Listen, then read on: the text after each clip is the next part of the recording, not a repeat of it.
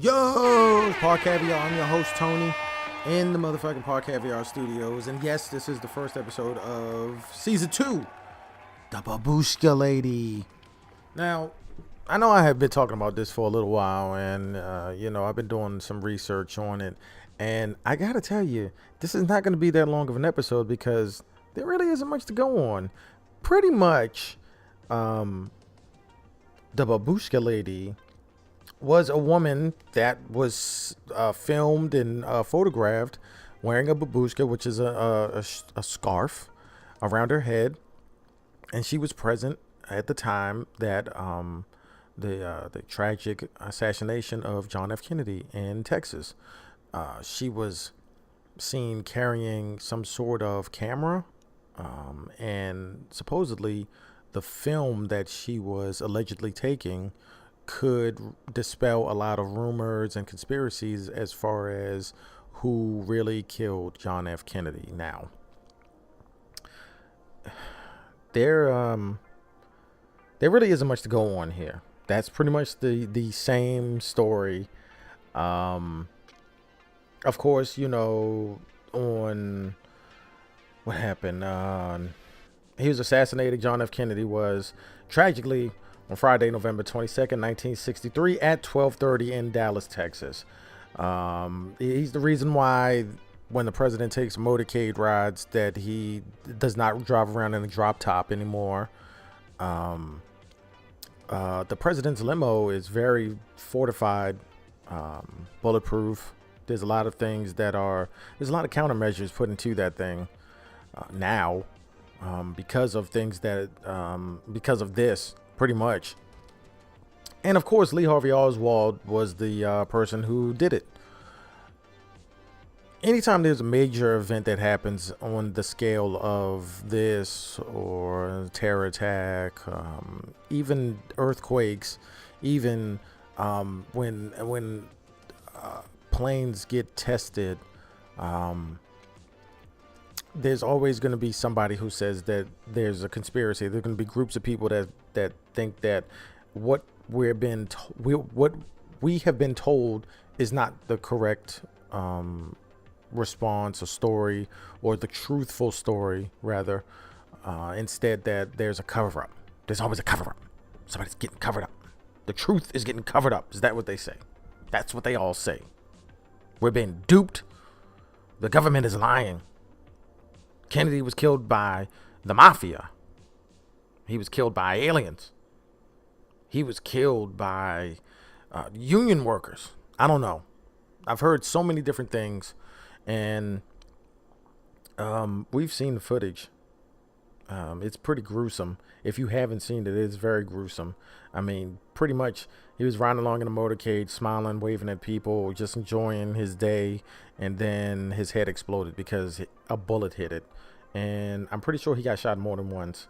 And let's see, it was a 7.65.52 millimeter Italian Caranco M91 sniper rifle. So back on topic, the Babushka lady. Because there have been so many theories as to who really killed John F. Kennedy. Like I just said, Oswald, the official story is that Oswald did it. People continuously say that there is a cover up. The mafia did it. The government did it. Let's see. There's a long list. If you have a chance soon, some free time, and you're just sitting around doing nothing, whatever, you're bored, look it up. You just go into Google and then type in President Kennedy or John F. Kennedy assassination conspiracies, and then put parentheses, FBI, I'm just doing this for information. Don't come arrest me. Close parentheses. Because you got to do that. They're always watching. That's why you got to put the little magnet over your webcam on your laptop, because at any given point in time, somebody can look through your webcam and see what you're doing and listen to you. That's real. It might not be real. That's how conspiracies work, though. I'm telling you. And when you look up the assassination, you will see many conspiracies, many different stories. A lot of people say that the Babushka lady was there to film the assassination in order to make sure that it happened, or to prove that it happened, or to prove that the supposed plan went according to itself. Essentially, that everything was going to be set up, and that they knew where the motorcade was going to go, and that, you know, there was more than one person, you know, a co-conspirator or conspirators that were conveniently or strategically situated on different levels. Of course, Oswald would be the fall guy. You know, he was at a what was it, like a, was it a library or a book repository or some shit. He was the one that took the shot, and then of course there's always a story of the grassy knoll, and apparently there was, or not apparently, but you know, they always say that there was somebody else there on the grassy knoll. Pretty much a lot of people believe that there was more than one shooter, and that a team of people really got together and planned this whole thing out, this assassination of a United States president on United States soil, and they carried out their mission successfully. Unfortunately for, you know, anybody who loved John F. Kennedy, he was a very popular president. He did a lot of things. He went through the Cuban Missile Crisis, and there was a really good movie on that. Now I know I'm, you know, sidestepping the topic. There was a really good movie about that. I forgot the name of it, but it's pretty awesome. And it went through the whole events of everything, and really, he was the reason why the Russians backed the hell down. I mean, the Cuban Missile Crisis was a very serious series of events, and, you know, like, we just now started really not accepting, but like, we just really stopped fucking with Cuba, pretty much, as far as shutting them out from the world and everything. And to further stray away from the topic, if you go to Cuba, they have a lot of old cars that are in pristine condition, because they could not get new cars or anything into their country for a long time. I don't know what it's going to be like now. Of course, the current political climate in America is very volatile, and I don't think that the advances that were made with the previous President Obama are continuing as they should be.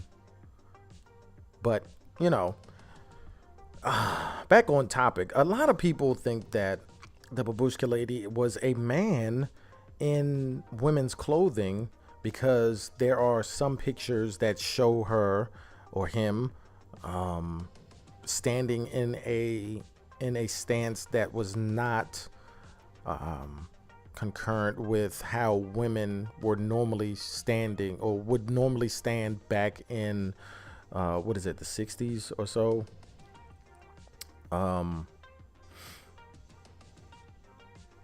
She had the stance of a man.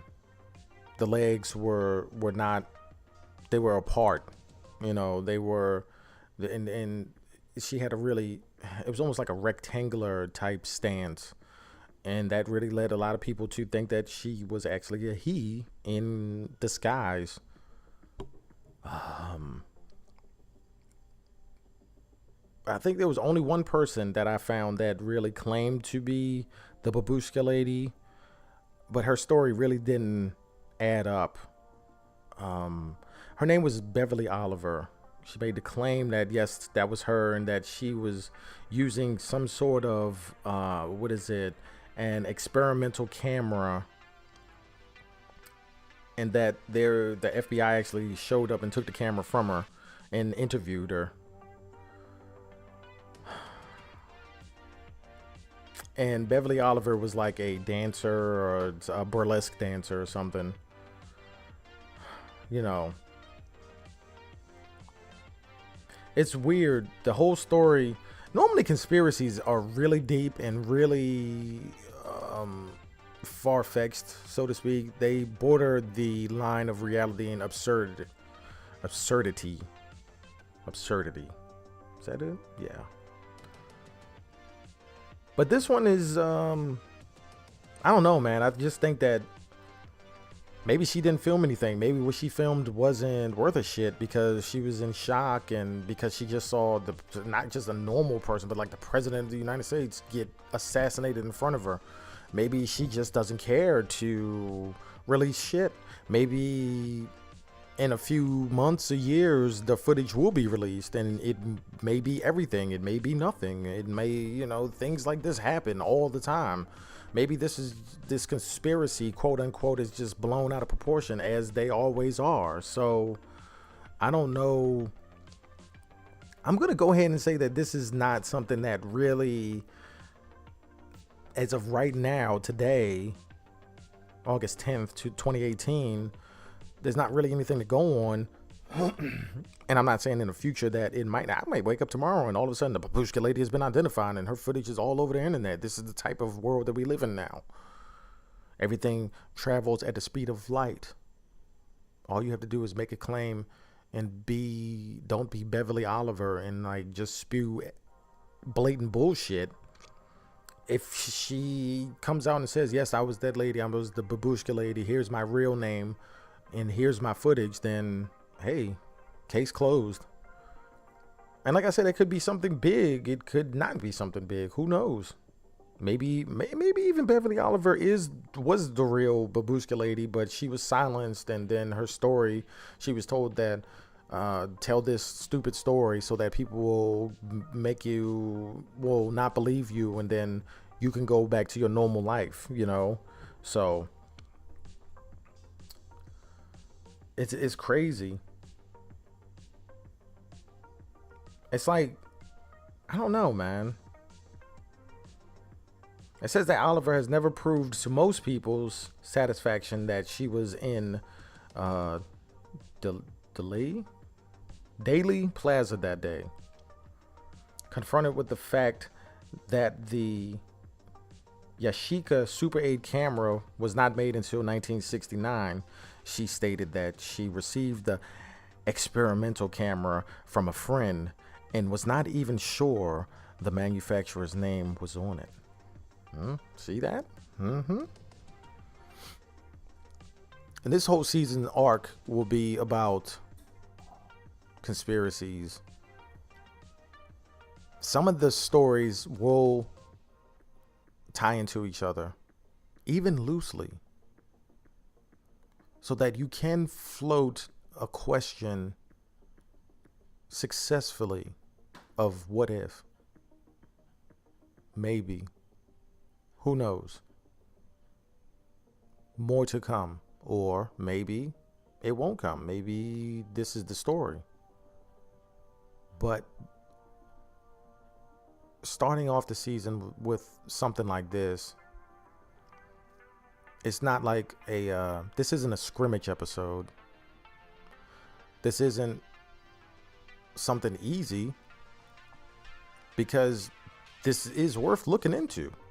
It's not solved. One person, Beverly Oliver, that's it. That's the only person that I have seen that has come forward who has actually had legitimate attention given to her about this. So where do we go from here? The main point, and I've said this earlier, is that conspiracies oftentimes border the line of reality and fantasy. And what's reality and what's fantasy is sometimes it's hard to separate the two. What we know for sure is that there was a woman, quote unquote, at the plaza who was in a good vantage point to see everything that happened.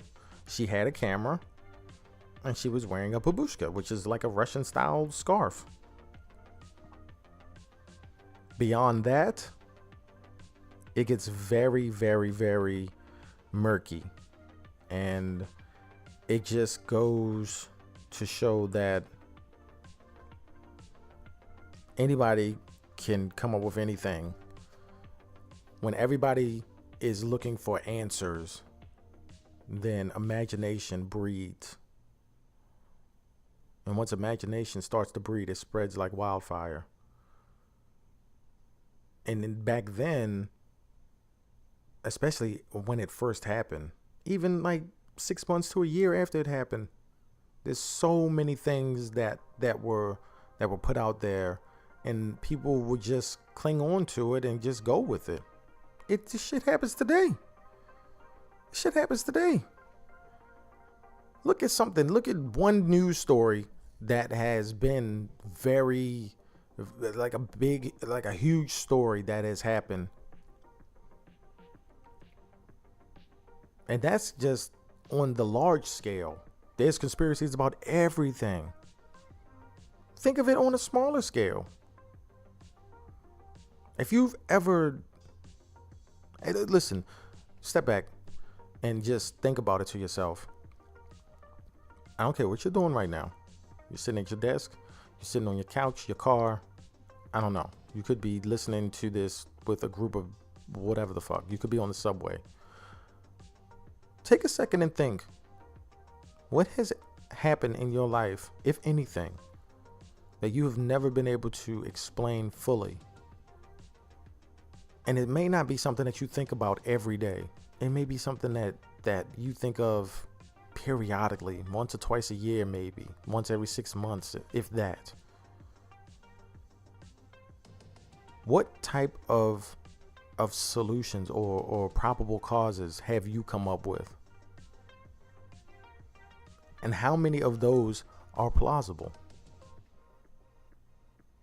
And take the plausible ones and look at which ones can you really break down and go to another level, so to speak, and then follow them and see where they take you. That's how conspiracies work. You take the realm of all possibilities and you follow the ones that are not even plausible most of the time.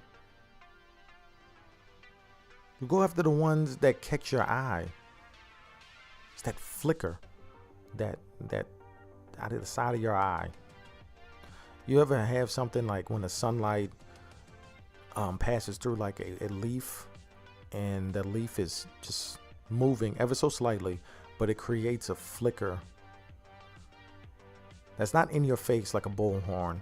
It's not in your face like television, somebody screaming at you on television, but it's just off to the side, and it's just subtly getting your attention until you finally pay it all of your attention.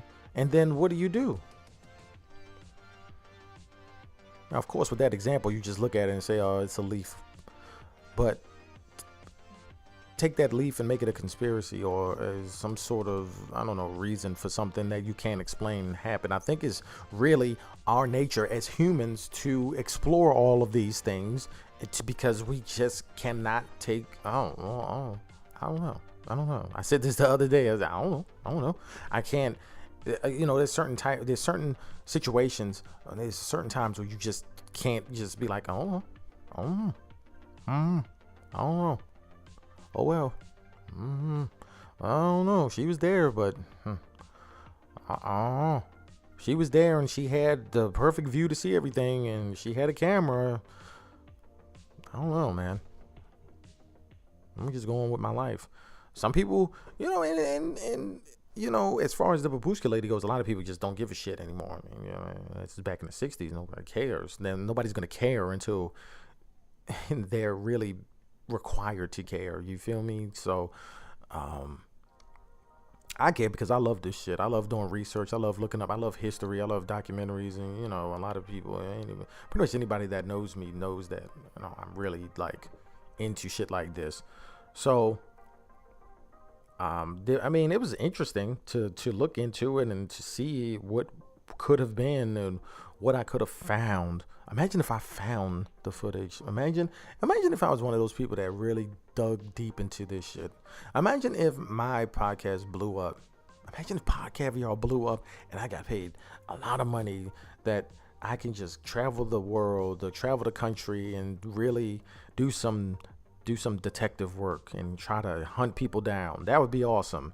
But it's not yet. It's not there yet. What I do, my whole search and all the research and that all the information that I gather for these shows as of right now, all contained within the internet.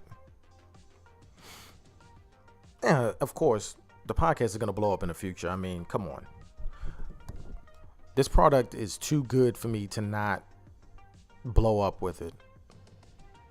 Right? And if you do something, you do it and you keep doing it as long as it's interesting to you. Why the hell not go and shoot for the stars? I never at any point started a podcast with like, I just want to be all right, 5 or 10 listeners a month and I'll be okay. Now, I want to be at the top. Everybody should feel that way, no matter what you do. Feel like maybe if you do it, be the best at it. And that's what I'm working on. And knowing shit like this is amazing because you're not always going to find some groundbreaking information. You're not just going to find, matter of fact, a lot of times you're not going to find something that's interesting. Okay? The topic of the Babushka lady is interesting. But when I started looking into it, I'm like, it's not really there's not that much there. And I said that, I was truthful about it. I'm not going to blow this shit up like, oh my God, you got to understand all the shit that I found, man. You got to listen. And I'm not going to tell you into the end. I'm not going to clickbait this damn podcast. I mean, geez, if you're listening to it now, it's because you like the podcast, not because of if I had some groundbreaking information, motherfucker, I would have said that shit already. I'd have been like, dog, listen, I got some shit. But I don't. And all I found was Beverly Oliver, the Babushka lady, a bunch of theories that none of this shit has been proven. I mean, the only thing that people have proven was that, yes, there was a woman there that was wearing a Babushka. And like I said, she was in the perfect position to see everything. Have we seen everything? No, we have not seen everything because we have not seen what was in that camera that she had in her hand that day.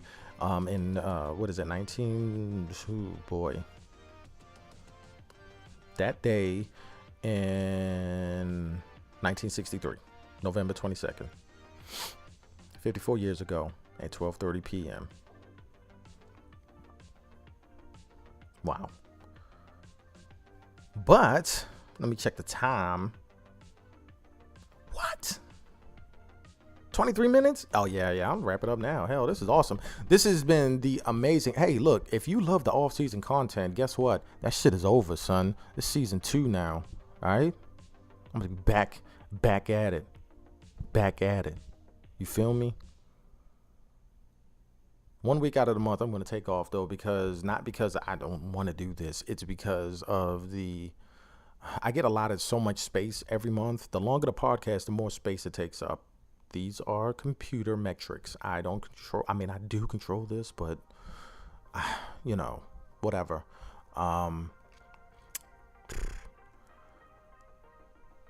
To solve that problem, I could pay more to get more every month, but, I'd take a week off a month. Okay, cool. I still have 10 episodes left, or 9 now, because this one's just about over. But, yeah, this is going to be a great season, and I have some good shit coming up. You know what I'm saying? Yeah. Hey, it's going to be awesome. If you haven't already, please go back and listen to season 1, which was amazing. And then the off-season content was pretty good, too. I mean, actually, it was very good. I am selling myself short, which you should never do, by the way. It was pretty awesome.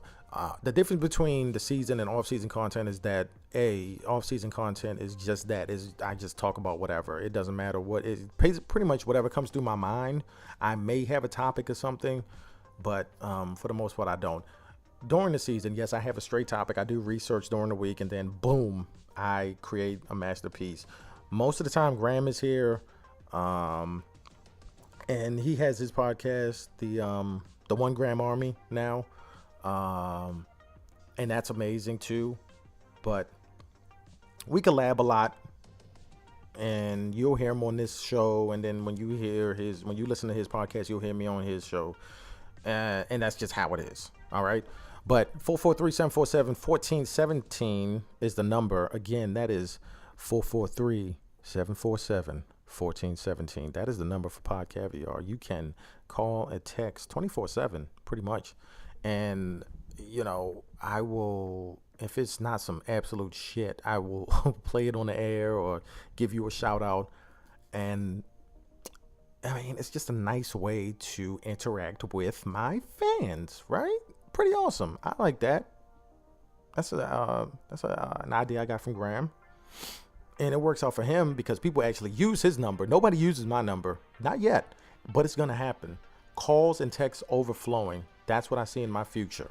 Anyway, I'm Tony. This has been episode 1 of season 2 of Pod Caviar. I'm in the Pod Caviar studio. Actually, scratch that. I'm in the Game Caviar studio. Yeah. And I will see you guys next week for episode 2. All right. I'm out.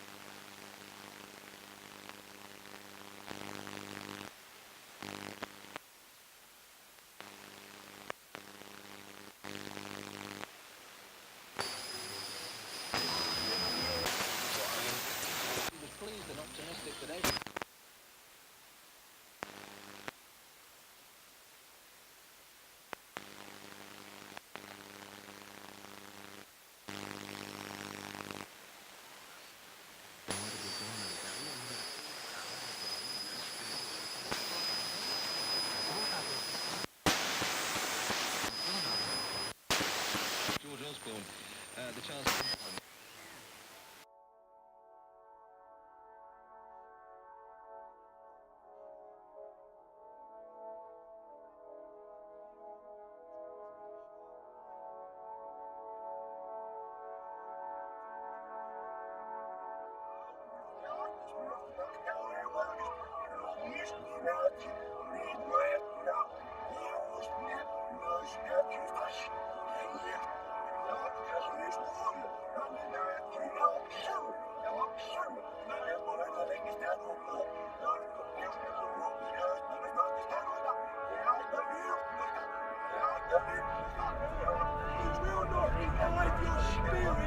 In a doctor's surgery.